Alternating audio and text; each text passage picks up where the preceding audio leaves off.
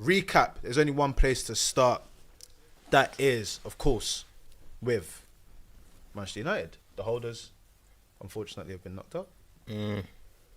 No more gold footballs for you, mate. That's ours until May. But it was a good run. You know what I mean? It was a nice run. I'm questioning why we end up playing 3 Premier League teams in a row, though. Very, very interesting. Man City, Championship teams. But you know what it is? All of a sudden, they face competent competition. I'm starting to notice. I'm starting to notice what it is. You remember the sun has dropped on United, but you know what? At least you got some sunset vibe. At least you got some sunset vibes. What's that? Because realistically, this was the one. Above Europa, you thought with the run you got here, this could be the one. No, not above anything. I want to win the Europa the most. Obviously, Europa for me, we won the FA Cup last season. Europa is the one that I want to win. But in the cups, I always want to win the cups. Going out of cup competitions actually annoy me all the time. And especially when you look at the context of Man United's season, it's the only thing really keeping us going. Do you know what I'm trying to say? Like, Prem games are now just becoming whatever happens. It's like peak hopelessness. You know what I mean? Like, if we win, we win. If we don't, whatever. But in the cup, there's jeopardy to it. Yeah. There's something to really kind of get behind. Now that's one gone. Now we've got Sociedad on Thursday. That's another major game that we're going to need to get over the line in that one. Do you know what I mean? Obviously, it's 2 legs, but we need to win these games. So this is, for me, the crunch time of Man United's season, because the season's been finished from when we kept Ten Hag. This is kind of like the reality of the situation, though, because like I feel like almost the past 2 seasons with the FA Cup, with the Carabao, they almost papered over the cracks, 100%. if you like, of issues going on at your club. And then this would have potentially just been another papering over, if you like, especially considering how the season's been going. Paper, tissue, paper mache. Give me back paper, bro. Let me paper over the cracks. Why not? But obviously, look, you're as long as you're aware that the problem with us winning the FA Cup last year is people lost the reality, the touch of reality. It does that. They said keep Ten Hag. We completely lost ourselves as a fan base. I didn't, but as a fan base.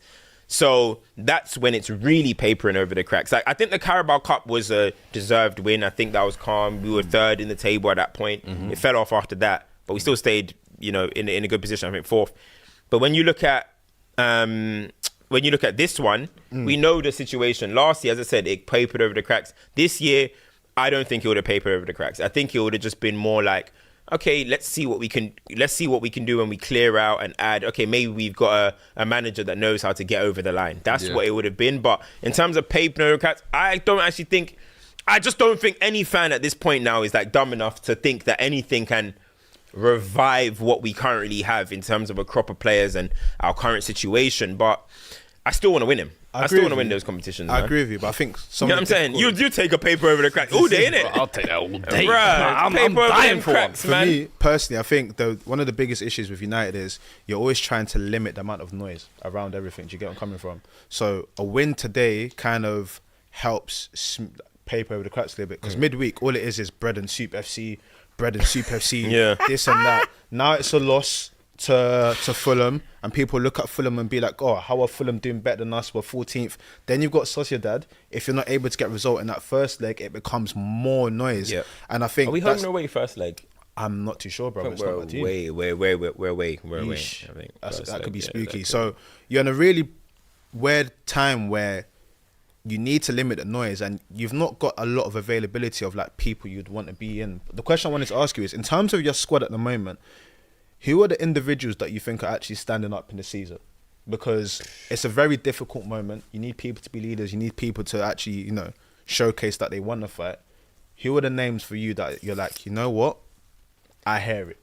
You're not making this situation any worse. Do you know what? It's the funny thing is, right? Like, there were situations that Man United have been in where I've looked at it and I thought, these guys aren't actually even trying anymore. Like, these guys, they're genuinely not trying. They're walking. I actually don't think that's the case for these guys. I just think we're just not good enough. Like, that's the reality. But you look at someone like De Ligt, he's made a few mistakes this season. But you look at the way he works. He's working. He's trying. Like, I thought he was fantastic today.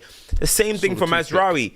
Mazraoui, like it's not got anything to do with your effort. You know what I'm saying? So I can't look at the players and say, like, it's because they're not giving effort. Nobody wants to stand up to be counted. It's a quality issue for me, and also you can say a systematic issue as well. So that's all part of it. But you know, the Bruno Fernandezes are still turning up in moments. But again, I can't knock anyone. As frustrating as Garnacho is, he's trying, bro. You know what I mean? As Xerxes, he I thought he was good today, but he's trying. Like, everyone is trying. So I'm not going to say the players are down in tools or anything like that. So that's where it gets interesting, because as you said, in recent years, when you looked at United, you look at where they are and you'd go, yeah, these guys don't care. If you're saying that people are trying and you're 14th getting knocked out of cups, it's not good enough. One, that makes it even worse. But two, then you have to look more at the manager, because even if the players are not of the quality, I still think that Man United's quality is above 14th.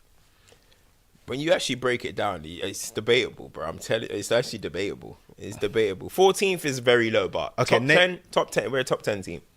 Last season, all of Manchester, I feel like people forget, last season, all of our underlying numbers pointed to Man United should be finishing 15th last season. 15th. If you look at the underlying numbers, it was a 15th place performance of a season. So, as I said, we just flatlined now. We're just like, at the same place, at the same place. Yeah. But look, the manager has question marks. There's things that he could do right, there's things that he can do wrong. Today, I don't really have much to say. I felt like it's just more of the same. Yeah. We could have won it at the end with Chido. We could have won it with Garnacho. They also had chances as well. Today, I'm not really looking at Amorim like that. I'm just like, we gave our best shot. And our best is just, as always, it's just not good enough. Yeah. Sometimes that's just the reality, man. You briefly touched on him there as well, but Fulham are brothers in the table.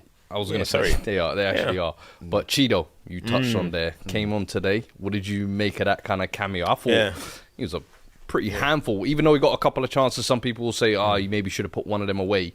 But I feel like as a youngster breaking into the team, you just want to show something, occupying defenders, getting into spaces, getting in good positions, and I felt like he did it. But what did you make of it? Yeah, I thought. I mean, he had about 3-4 shots. I mean, I would love to know how many Rasmus Højlund had. Do you know what I mean? And you look at what Chido is; he should be in the youth team right now. I went to the FA Youth Cup game the other day. He should have been playing. He should have been playing, but he was with the first team. So. Look, his touch still needs work. You can see the nervousness in him a little bit. Do you know what I mean? But he showed some strength when he barged off Bassi and took a shot, snatched at it.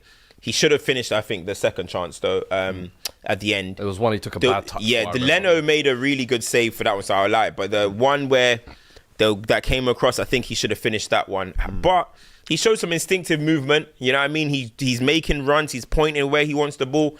And listen, he's a 17-year-old kid. He still needs to fill out as well. And there's a lot that he's going to learn. But it's good to see a little bit of instinct. And it's good to see somebody that wants to get into a defender and wants to actually get some shots off. I watched Højlund for the whole game. In fact, I watched Højlund for the last 18 games in which he hasn't scored a goal. And I would love to see how many shots he's had in them 18 games combined. Do you know what I mean? So this is where we are at the moment. No one's going to sit here and now act like Chido's had a worldie. I'm not saying that. I don't think he had a worldie at all. But at the place that we are at, I just want to see the bare minimum at this football club, bro. Do you know what I mean? From my striker. And that's what he gave me the bare minimum. It gives you that little bit of, when you see he's not one of your own like that. He's a Lens boy. He was even only at Haaland for a year or a half anyway. But the fact that he's been promoted from the academy, quote unquote, it gives fans something to get behind, especially when players in that position are not doing well. So